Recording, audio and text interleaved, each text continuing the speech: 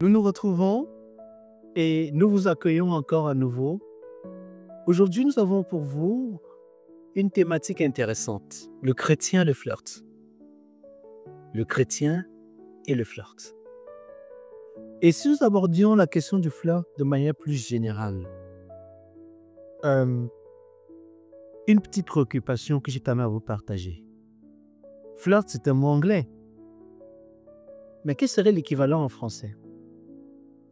J'ai regardé un peu, j'ai trouvé plutôt un équivalent en italien, s'amouracher. Bon, en français on dit faire béguin. Bon, béguin, je ne sais pas si ça exprime bien l'expression ou bien si on comprend ce que cela veut dire. Mais en tant que chrétien, nous avons ouvert la Bible et nous avons trouvé une définition qui est exactement représentative de ce que ce mot veut dire.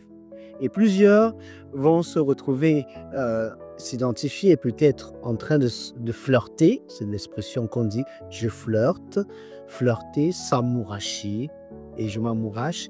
Et on va un peu creuser en profondeur pour voir ce que la Bible dit à ce sujet.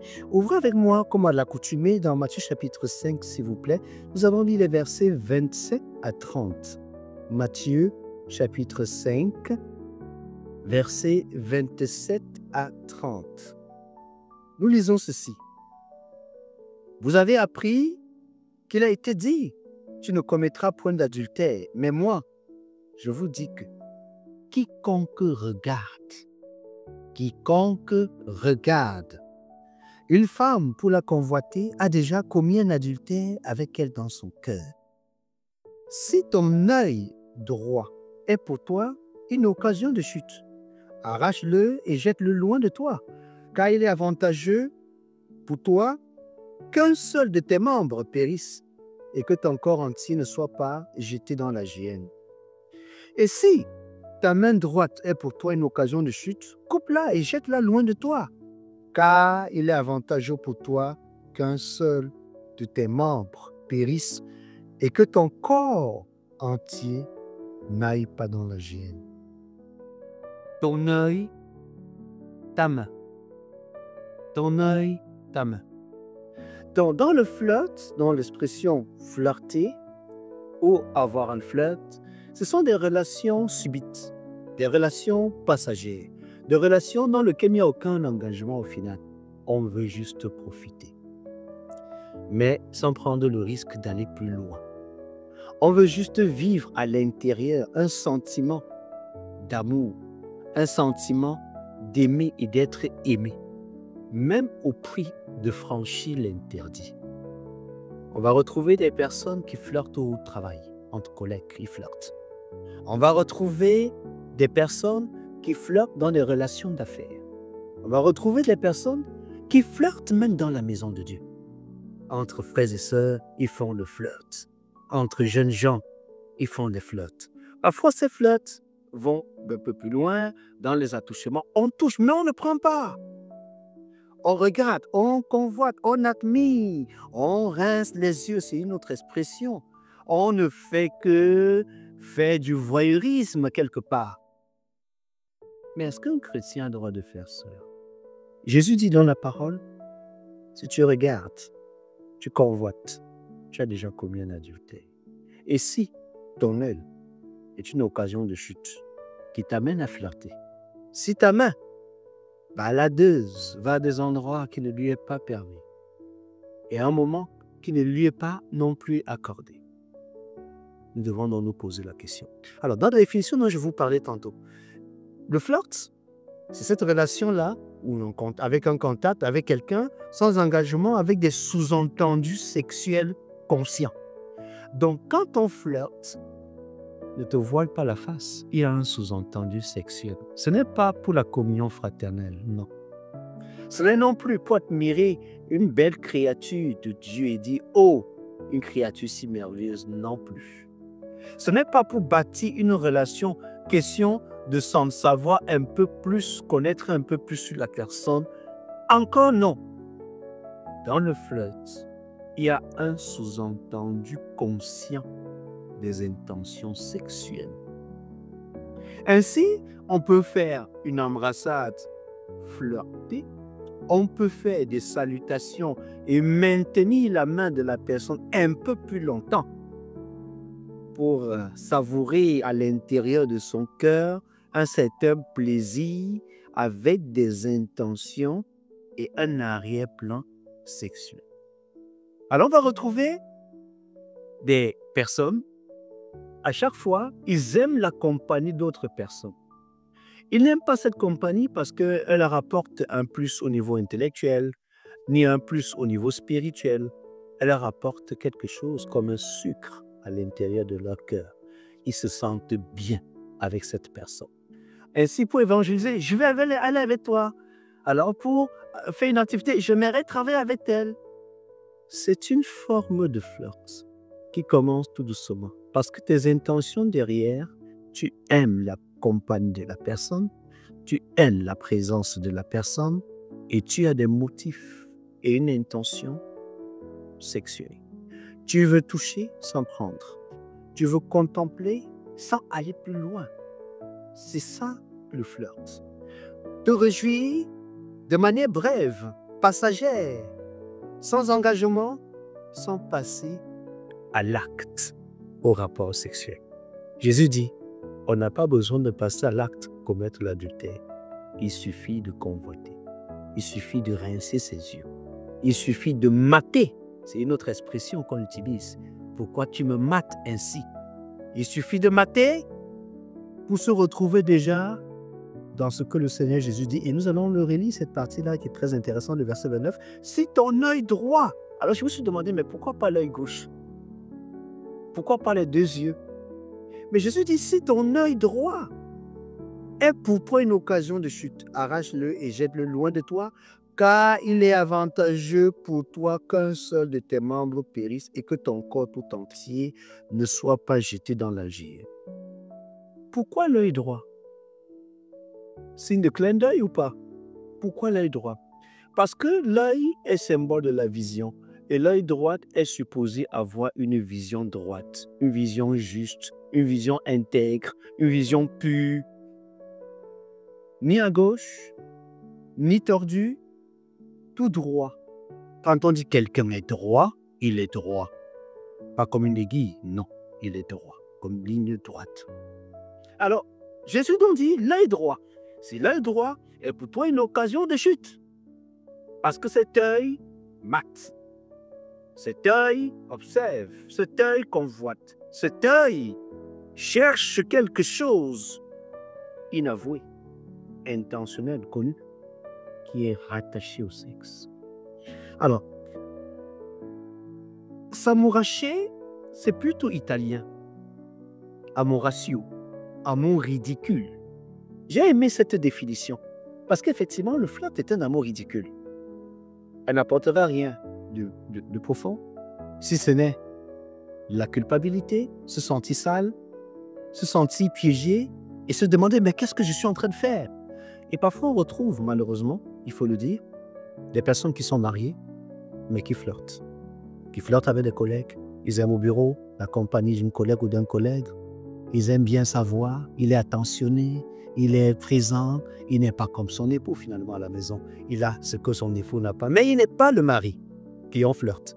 On aime aller au restaurant avec telle ou telle personne, parler avec une telle personne, échanger des messages, s'appeler assez régulièrement. Non, non, chérie, c'est une collègue de travail. Non, non, chérie, c'est mon collègue de travail. Et on passe du temps au téléphone. Oui, bon, on se voit demain au bureau, hein, on se voit demain au bureau. Et on pense que c'est ça. Non, ce n'est pas ça. Ou entre jeunes gens, on a son smartphone, on passe la journée à s'envoyer des SMS. Alors, tu seras à l'église ce soir ou pas? Alors, tu seras à l'évangélisation ou pas? Et tu seras à telle retraite ou pas? Alors, tu seras à la chorale pour répéter ou pas? Et tu vas t'habiller comment? Moi, bon, on a dit qu'on va porter telle couleur. J'aime bien quand tu mets ton foulard comme ça. Et moi, j'aime quand tu mets ta cravate comme ci. C'est également une forme de flirt. C'est également une forme de flirt. Parfois, des appréciations traduisent et cachent cette intention de flirt. Oh, tu es si bien habillée aujourd'hui, sœur. Il y a un sourire qui accompagne la phrase. Et dans ce sourire qui accompagne la phrase, le sourire est en train de donner un message. Je prends plaisir de ta présence, à te voir habillé ainsi. Et parfois, ça pousse le bouchon un peu plus loin. Tourne-toi un peu. Ah ben vraiment, si la couleur Marie, on pense qu'il est devenu styliste pour apprécier les couleurs. Non, il va apprécier les formes. C'est une forme de voyeurisme. Alors, s'amouracher m'a semblé être bien précis, un amour ridicule. Porter à quelqu'un un amour soudain et souvent temporaire. S'épandre, se toquer.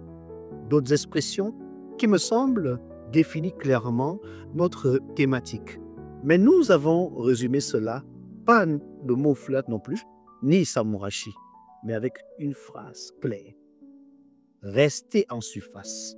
Je vois, j'admire, je contemple, je peux même toucher sans prendre et sans aller loin. C'est ça le flirt. Avec des intentions, rappelez-vous, purement charnelles, sexuelles, derrière. Alors, le Seigneur Jésus dit, tu arraches ton œil, tu arraches ton membre, tu arraches ta main, pourvu que tu sauves le corps. Parce que le flirt va donc procurer une sensation de chaleur, de plaisir, pas pour l'âme, mais pour le corps. Pas pour l'esprit, mais pour le corps.